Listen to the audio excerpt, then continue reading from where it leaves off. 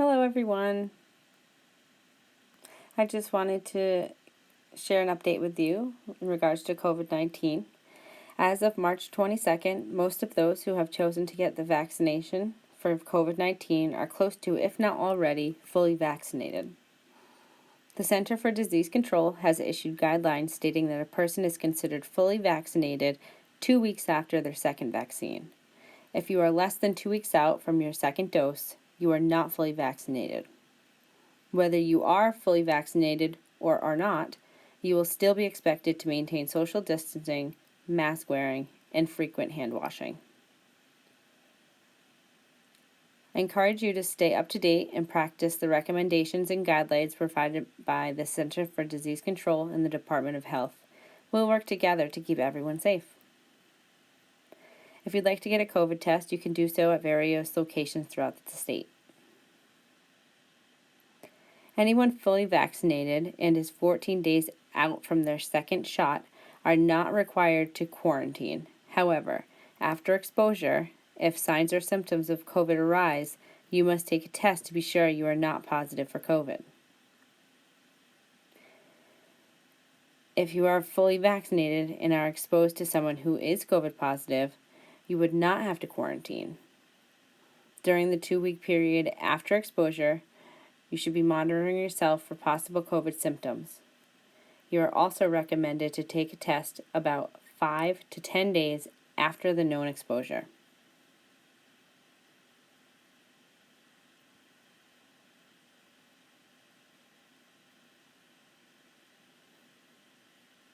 We have established a procedure for the people we support wanting to visit their families or sleep overnights at their family's home. The people we support will be tested regularly for COVID-19.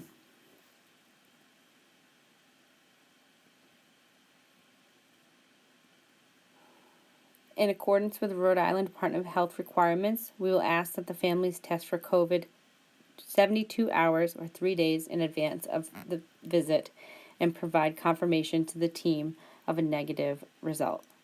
Once received, the visit can proceed as planned.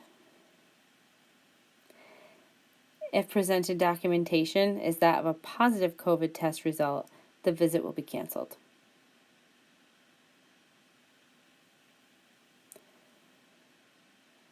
The visit will be approved by the team no less than 24 hours before the planned visit.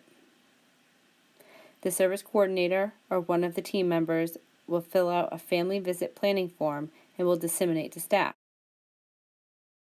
The day of, the site supervisors will be responsible to communicate the family visit to the staff.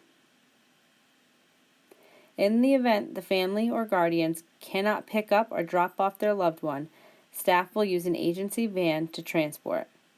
Staff are not permitted to take their personal vehicles to transport a person we support to or from a family visit. We have outlined expectations for safeguards that we will expect the families to adhere to, such as masks must be worn during pickup and drop-off. While at the home visit, the people we support will have access to hand sanitizer of 60% alcohol or greater. And if the family decides to go out and access their community, it is expected that COVID precautions are followed. The family agrees to keep the visitors in the house to a minimum. While they are allowed to get together with one additional household in addition to their own, we ask that they be mindful of the amount of people in the environment.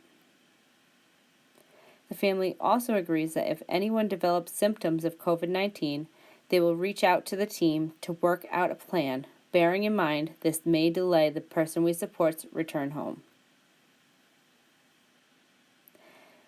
The families will also be expected to be in contact with the prospective's nursing team to create a new plan and timeline of return, while also taking and checking in on the COVID screening tool frequently.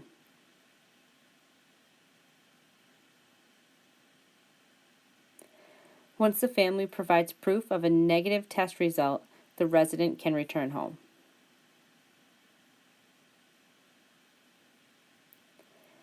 We follow the CDC Guidelines, which state a fully vaccinated person attending a family's visit are able to take their mask off for the entirety of the visit.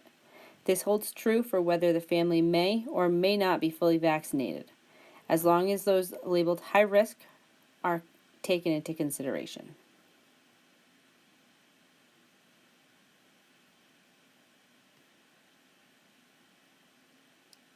If the person we support goes on a family visit that lasts in excess of 72 hours or 3 days, that person must provide a negative COVID test prior to their return back home to the program. We ask everyone follow the Department of Health guidelines, being that if they are socializing with someone they are not living with, they are to practice COVID-19 safety measures. For example, wearing a mask, social distancing, as they would for any community outing. Currently, we are recommending that trips to stores or restaurants or other indoor locations are gone to sparingly. Please use precaution. If you go somewhere and notice that there are crowds or people not practicing social distancing, skip the outing. Don't go. It's okay to go into a store and buy something or go to a restaurant and get takeout, but make it intentional and quick. The Rhode Island Department of Health, along with us here at Perspectives, encourage you to aim for outdoor activities as much as possible. Thank you.